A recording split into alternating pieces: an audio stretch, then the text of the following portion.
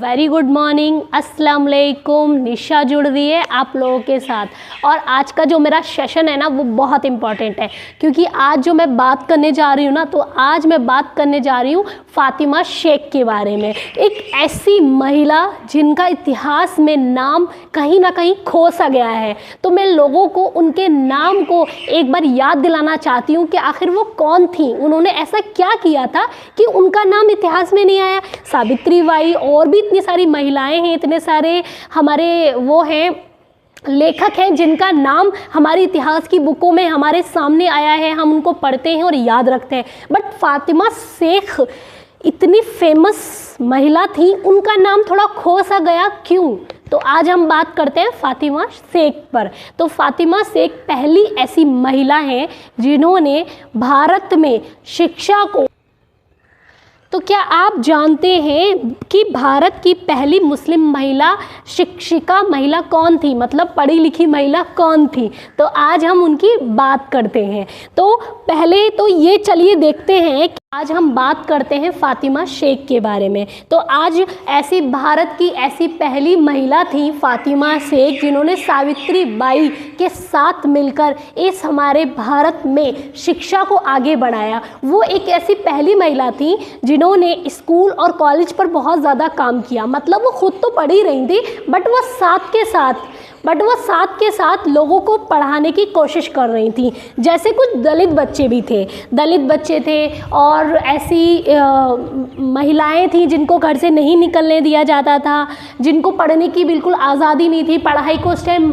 पाप समझा जाता था।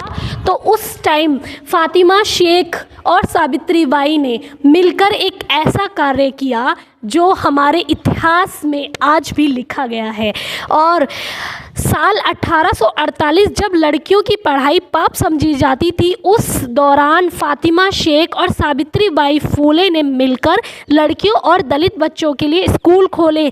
लेकिन इस रास्ते में उन्हें समाज का गुस्सा झेलना पड़ा, मतलब समाज में लोगों ने उन्हें पत्थर मारे, अपशब्द का प्रयोग किया उनके साथ। वो फिर भी नहीं हारी क्योंकि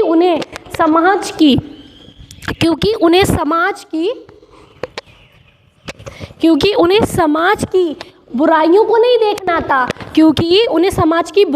नहीं देखना था, उन्हें सिर्फ पढ़ाई देखनी थी और शिक्षा देखनी थी, क्योंकि उन्हें पता था कि आज हम खड़े होकर लड़ लेंगे तो आने वाले टाइम में जो जनरेशन होगी, जो बच्चे होंगे, वो कामयाब हो सकेंगे। और हमारा जो ये दौर है, हम इस दौर में थोड़ी मेहनत कर लेंगे तो आने वाले टाइम में बच्चों को बहुत लाभ होगा।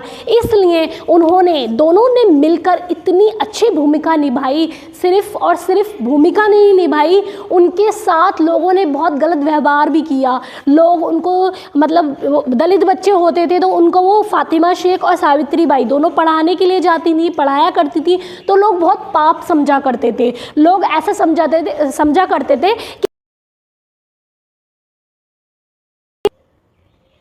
तो जब वो पढ़ाने जाया करती थी दलित बच्चों को, महिलाओं को वो पढ़ाया करती थी, तो लोग, जो समाज था उस टाइम, उनके दिमाग में थोड़ी गलत फहमियाँ थी कि बच्चों को पढ़ा देंगे, बच्चे बिगड़ जाएंगे, महिलाएं बिगड़ जाएंगी, बाहर निकलेंगी तो हमारा कहना नहीं मानेंगी या हम उनके लिए कुछ नहीं कर पाएंगे। तो उस टाइम जो समाज के लोग थे ना, वो उन पर पत्थर फेंका करते थे, गोबर फेंका करते थे, कभी टमाटर, कुछ ऐसी हरकतें उनके साथ करते रहते थे ताकि वो दोनों अपने पैर वहीं पर थामने। पर वो दो ऐसी महिलाएं थी जिन्होंने अपने पैर जमीन पे नहीं रोके। उन्होंने अपने पैरों के बंधन को इतना मजबूत कर लिया कि उन्होंने आज के टाइम में हमारी स्थिति सुधार दी, हम जैसी लड़कियों की लाइफ को बदल दिया। तो आगे हम और बात करते हैं उनके बारे में।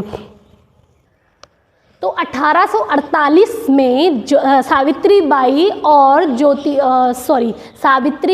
और फ़ातिमा ने एक स्कूल खोला, एक ज़बरदस्त मस्त स्कूल खोला उन्होंने। उसमें उनका मानना था कि यहाँ पर बहुत सारी लड़कियाँ और दलित बच्चे आएंगे जिनको हम शिक्षित करेंगे, मतलब शिक्षा देंगे। पर लोगों ने उनका ज़बरदस्त विरोध किया और सावित्री बाई फूले को और उनके हस्बैंड को उनके घर से ही निकाल दिया। लेकिन उस टाइम फ़ातिमा शेख ने भूमिका भूमिका बहुत अच्छी निभाई।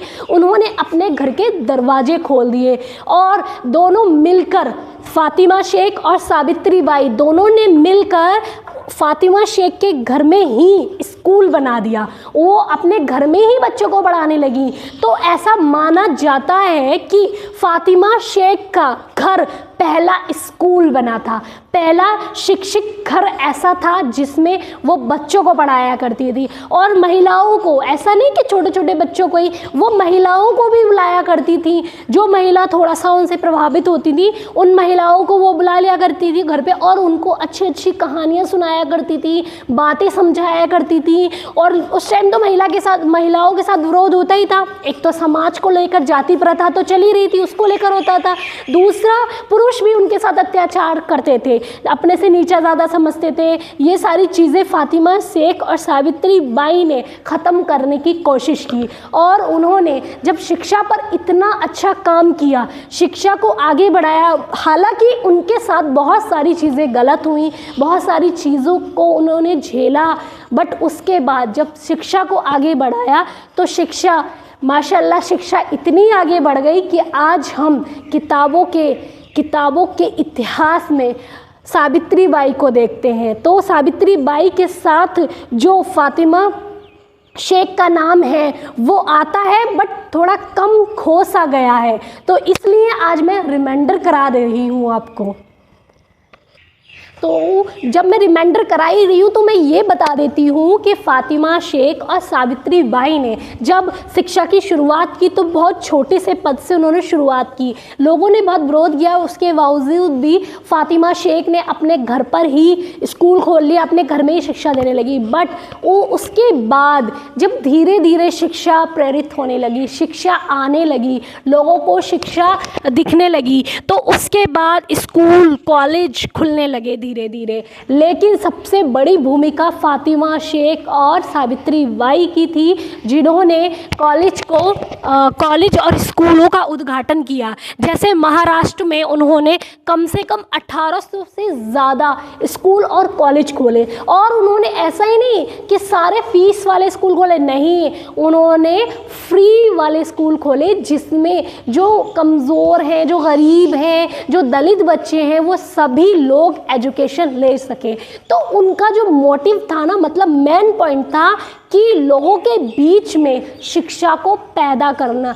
लोगों के बीच शिक्षा नहीं थी तो लोग बेरोजगार भी थे। जब लोगों के बीच शिक्षा आई तो रोजगार भी बढ़ने लगी। लोग फिर सोचने लगे, मतलब उनका दिमाग में थोड़ा सा, वो कहते हैं ना, परिवर्तन होने लगा। जब हम चीज़ों को देखते हैं, पढ़ते हैं, तो हमारे दिमाग का परिवर्तन होता है। अब जैसे कि पहले मैं वीडियो बनाया करती थी तो बहुत बेकार, अब मैं वीडियो बनाने लगी तो उसमें परिवर्तन होने लगा। इसी तरीके से पढ़ाई था, जब पढ़ने लगे लोग तो वो अपनी चीज़ों में परिवर्तन करने लगे, फिर वो अपने बच्चों को भी पढ़ाने लगे। फिर ऐसे ही ऐसे शिक्षा का अभाव और पूरी तरीके से पूरे इंडिया में हमारा फैल गया। तो सबसे महत्वपूर्ण भूमिका सावित्री बाई और फातिमा शेख ने लिखी, जिनको भारत की जननी भी कहा जाता है, शिक्षा की जननी भी कहा जाता है।